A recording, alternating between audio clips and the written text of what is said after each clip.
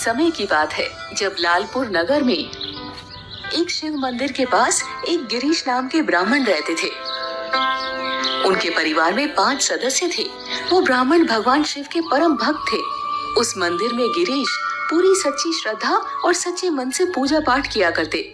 लेकिन धीरे धीरे करके कुछ ही समय में ब्राह्मण को छोड़कर उनके परिवार के सारे सदस्य की किसी न किसी वजह से मृत्यु हो गई। ऐसे में गिरीश जी ने सोचा कि परिवार वालों की आत्मा की शांति के लिए उनके श्राद्ध कर्म करने चाहिए, लेकिन उनके पास उसके लिए उतने पैसे नहीं थे। इसीलिए उन्होंने अपना घर गिरवी रखने का सोचा और एक सेठ जी से इसके लिए बात करने गए। गिरीश ने सेठ जी से कहा, प्रणाम सेठ जी। प्रणाम। आइए, कहिए कैसे आना हुआ? सेठ जी, मुझे मेरे घर वालों का श्राद्ध कर्म करवाना है, लेकिन मेरे पास पैसों की कमी है, इसलिए मैं अपना घर गिरवी रखकर कुछ पैसे चाहता हूँ। अगर आप मेरे घर के बदले मुझे 10,000 रुपए दे दें तो आपकी बड़ी मेहरबानी होगी। मैं जल्द ही धीरे धीरे करके आपके पैसे लौटा दूंगा। ठीक है गिरीश, ये लो 10,000 रुपए। ऐसे में सेठ जी ने गिरीश को 10,000 रुपए देकर घर को अपने पास गिरवी रख लिया। ब्राह्मण ने पूरे नियम पूर्वक श्राद्ध कर्म संपन्न किया और बाद में धीरे धीरे करके सेठ के पैसे लौटाते गए। जब लौटाने के लिए थोड़े से पैसे बचे तो सेठ के मन में लालच आ गया। सेठ सोचने लगा, अगर ब्राह्मण देवता मेरे सारे पैसे लौटा देंगे तो मुझे उनका घर वापस करना होगा। ऐसे में उस सेठ ने चालाकी करके बेईमानी करने की सोची और गिरीश जी से पैसे लेकर उनके खाते में न जोड़कर दूसरे नाम से दूसरे पन्ने में लिख लिया। इधर गिरीश जी को यही लगने लगा कि मैंने सेठ जी के सारे पैसे चुका दिए, अब आखिरी रकम बची है, उसे भी चुकाकर अपने घर के कागजात उनसे वापस ले लूंगा।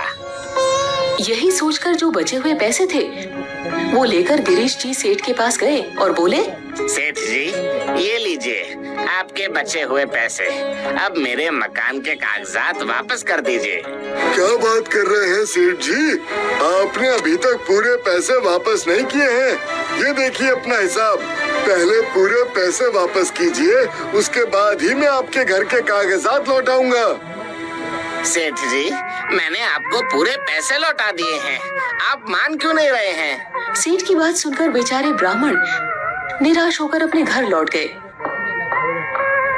उधर सेठ की नीयत इतनी ज्यादा खराब हो गई कि ब्राह्मण के नाम का उसने झूठा समन बनवा लिया और ब्राह्मण को एक नोटिस भेजकर ये कागज भेज दिया कि आपने पैसे नहीं चुकाए हैं, इसलिए आपका ये मकान सेठ जी के नाम से रहेगा। ब्राह्मण देवता उस नोटिस को देखकर परेशान हो गए। उन्हें कुछ समझ में नहीं आ रहा था कि ये क्या हो रहा है। ऐसे में वो अपने शिव शंकर को याद करके रोने लगे और बोलने लगे, हे नाथ, आपको तो सब कुछ पता है, ये सेठ मुझसे बेईमानी कर रहा है। ब्राह्मण को इस प्रकार रोता हुआ देखकर उस चपरासी ने पूछा, हे ब्राह्मण देवता, आप इस तरह से रो क्यों रहे हैं? क्या आपने सारे पैसे चुका दिए हैं? मैंने सेठ के एक एक पैसे चुका दिए हैं, लेकिन वो है कि मानने को तैयार ही नहीं है। वो झूठ बोल रहा है, उसने मुझ पर झूठा मुकदमा भी करा दिया है। अगर ऐसा है तो आप चिंता न करें। क्या आप किसी को जानते हैं जिसके सामने आपने सेठ को पैसे दिए हों? मैं तो किसी को नहीं जानता हूँ। कोई तो होगा जो आपकी गवाही दे सके, जिसे पता हो कि आपने सेठ के सारे पैसे लौटा दिए हैं। वो तो सिर्फ शंकर जी हैं, जिन्हें मेरे बारे में सब कुछ पता है। मेरे लिए गवाह तो सिर्फ वही हैं, वो सब जानते हैं। ठीक है, मैं कल अदालत जाकर शंकर जी के नाम से भी समन बनवा दूंगा और उन्हें आपकी गवाही देने के लिए नोटिस भिजवा दूंगा। जब उनको समन आएगा तो वो भी आपके साथ जाकर आपके लिए गवाही दे सकते हैं। अगर वो गवाही दे देंगे तो सेठ झूठा साबित हो जाएगा। लेकिन आप ध्यान रखना कि जिस दिन आपकी तारीख हो उस दिन शंकर जी को अपने साथ जरूर लेकर आना। दूसरे दिन चपरासी ने अदालत में जाकर कहा, वो बेचारा ब्राह्मण तो बड़ा सीधा साधा है, उसका एक गवाह है, कृपया आप उसके नाम का भी समन बना दीजिए। ऐसे में जज ने चपरासी के कहे अनुसार शंकर जी के नाम का एक नोटिस बना दिया। तब वो चपड़ासी नोटिस लेकर ब्राह्मण के पास आया और बोला, ब्राह्मण देवता, कृपा करके आप मुझे शंकर जी के घर का पता बता दीजिए, मैं उन्हें ये नोटिस पहुंचा देता हूँ। तभी गिरीश जी ने कहा, शंकर जी तो उस मंदिर में रहते हैं, लेकिन इस समय वो मिलेंगे नहीं। उनके नाम का ये नोटिस आप मंदिर की दीवार पर चिपका दो। ब्राह्मण की बात सुनकर वो चपड़ासी नोटिस को मंदिर के बाहर रखकर चला गया। दूसरे दिन अदालत की तारीख थी। ऐसे में ब्राह्मण देवता मंदिर में जाकर भगवान शिव के पास खूब रोने लगे और रोते हुए बोलने लगे, हे मेरे नाथ, एक आप ही हैं जो मुझे बचा सकते हैं। सिर्फ आप ही हैं जो मेरी रक्षा कर सकते हैं। आप ही के हाथ में सब कुछ है। इस तरह मंदिर में प्रार्थना करते करते उस ब्राह्मण देवता को मंदिर में ही नींद आ गई और वो वहीं पर सो गए। तब रात को स्वप्न में उन्हें एहसास हुआ कि मंदिर के अंदर से शिवजी उनसे ये कह रहे हैं, आप तनिक भी चिंता मत करो, कल मैं गवाही देने के लिए अदालत में जरूर आऊंगा। फिर कुछ समय बाद सुबह हो गई। अब अदालत का समय होने वाला था। ऐसे में ब्राह्मण देवता भगवान को याद करते हुए समय पर अदालत पहुंच गए। उन्हें अपने भोलेनाथ पर पूरा भरोसा था कि वो अदालत में उनकी लाज जरूर रखेंगे। अब अदालत में कार्यवाही प्रारंभ हो गई। तभी आवाज लगाई गई, शंकर जी गवाह के रूप में उपस्थित हो। शंकर जी गवाह देने के लिए उपस्थित हो। शंकर जी जहाँ कहीं भी हो, गवाही देने के लिए अदालत में उपस्थित हो। चपड़ासी ने कहा। इस तरह से 3 बार शंकर जी को गवाही के लिए आवाज दी गई। तब एक बहुत ही खूबसूरत युवक अपने शरीर को ढककर अदालत में हाजिर हुए। जब जज ने उस सुंदर युवक को देखा तो देखते रह गए। वो उनसे इतने मोहित हो गए कि युवक से उनकी नजर हटी नहीं रही थी। वो मन ही मन सोचने लगे, इतना खूबसूरत युवक गवाही देने आया है। थोड़ी देर बाद उन्हें होश आया तो जज साहब उस युवक से पूछे, क्या तुम्हारा नाम शंकर है? जी, मेरा नाम शंकर है और मैं ब्राह्मण देवता के लिए गवाही देने आया हूँ। युवक के रूप में भगवान शिव कंबल से अपने पूरे शरीर को ढक रखा था।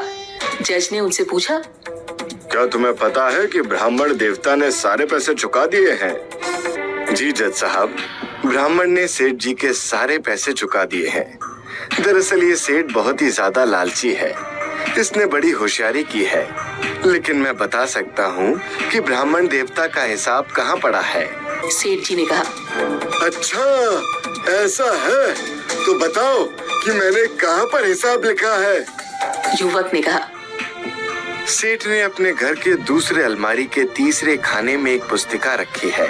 उस पुस्तिका में इस ब्राह्मण देवता का सारा हिसाब लिखा है। जब आप उस पुस्तिका को खोलेंगे तो उसके 6 नंबर पेज पर ब्राह्मण का आधा हिसाब लिखा हुआ है, लेकिन इस लालची सेठ ने ब्राह्मण देवता के बाकी हिसाब को उस पुस्तिका के 49वें नंबर पेज पर लिखा है। शंकर जी की बात को सुनकर जज साहब ने अदालत के 2 व्यक्ति को सेठ जी के घर भेजा। उन्होंने शंकर जी के कहे अनुसार वो पुस्तिका निकाली और उसे लेकर वो अदालत में आए। जब जज साहब ने उस पुस्तिका में लिखे हिसाब को देखा तो पाया कि शंकर जी की कही सारी बातें सत्य है। ऐसे में सेठ जी रोते हुए कहने लगे, जज साहब मुझे क्षमा कर दे, मुझसे बहुत बड़ी भूल हो गई। लालच के वश में आकर मैं समझ नहीं पाया। मैं ब्राह्मण जी को ठगना चाहता था, लेकिन मैं ठग नहीं पाया। मैं सोचता था इस ब्राह्मण का कोई नहीं है। सेठ जी से बात करते हुए जब जज साहब ने अपनी नजरें घुमाकर शंकर जी की तरफ देखा तो जज साहब हैरान हो गए, क्योंकि उनके देखते देखते शंकर जी अदृश्य हो गए। अदालत की कार्रवाई पूरी हो चुकी थी। जज साहब ने सेठ जी के नाम सजा का हुक्म दे दिया था। ये सब होने के बाद जज साहब सीधा उस ब्राह्मण देवता के चरणों में आकर कहने लगे, सच सच बताओ कि गवाही देने के लिए कौन आया था? यही तो शंकर जी थे जो मेरी गवाही देने आए थे। तब ब्राह्मण देवता की बात सुनकर जज ने पूछा, ये शंकर जी कहाँ रहते हैं? ऐसे में वो ब्राह्मण देवता जज साहब को लेकर शिव जी के मंदिर आते हैं और शिव जी की मूर्ति की ओर इशारा करते हुए कहते हैं, ये देखिए यहीं रहते हैं शंकर जी। ऐसे में अब जज साहब ने उसी समय निर्णय ले लिया कि अब वो शिव जी की भक्ति के सिवा कुछ नहीं करेंगे। इसके बाद से वो वहाँ पर रहकर भगवान की भक्ति में लीन हो गए। तो दोस्तों, इस कहानी से हमें यही सीख मिलती है कि भगवान की सच्ची भक्ति से हमारे सारे कष्ट दूर हो जाते हैं और सच्ची श्रद्धा से उन्हें पुकारने पर वो हमारी मदद के लिए जरूर